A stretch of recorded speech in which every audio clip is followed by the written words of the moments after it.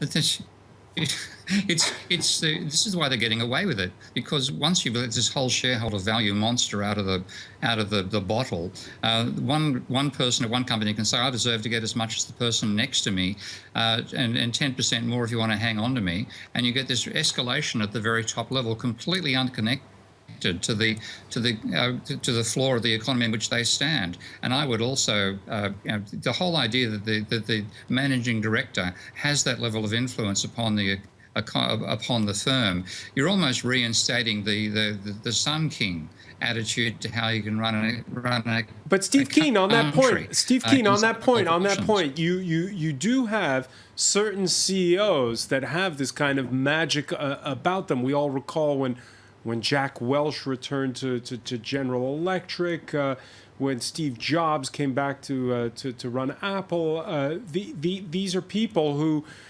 seem to not only draw a following, but seem to generate wealth just by the fact that they've returned to the company. Well, you made a good mistake in using Welch, because he actually destroyed the company. He's not exactly a popular man back in General Motors these days. We really was a slash and burn merchant. It's a good comparison, because Jobs didn't actually just return to run Apple. He founded Apple. He's one of the two founding members. Elon Musk, for example, is somebody I have a great deal of respect for and admiration, founded the companies he's in. So there's very definitely a role for entrepreneurs to get paid enormous amounts of money. It's what stimulates them to actually get into being entrepreneurs in the first place in many ways. They then tend to be dedicated to their area as well. There's a big difference between an entrepreneur getting paid this sort of money and a manager.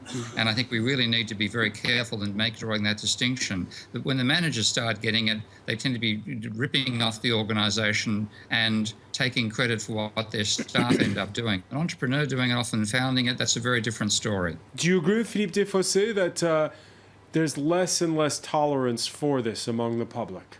Oh yeah, I mean, you tolerate this stuff while the economy is booming and while the share market continues to rise. But if you deflate the stock market by the change in the CPI since 2000, it's about 40% down on the level back then. So people have been losing money in the aggregate in the stock market rather than making it, even though there's been a huge rally driven by QE in the last 5 years. So there's all these elements where reality has changed, but the remuneration of top executives has not. And I'm glad to see this sort of protest arising. It's a sign that hopefully we're going to start moving away from the neoliberal world that this is part of.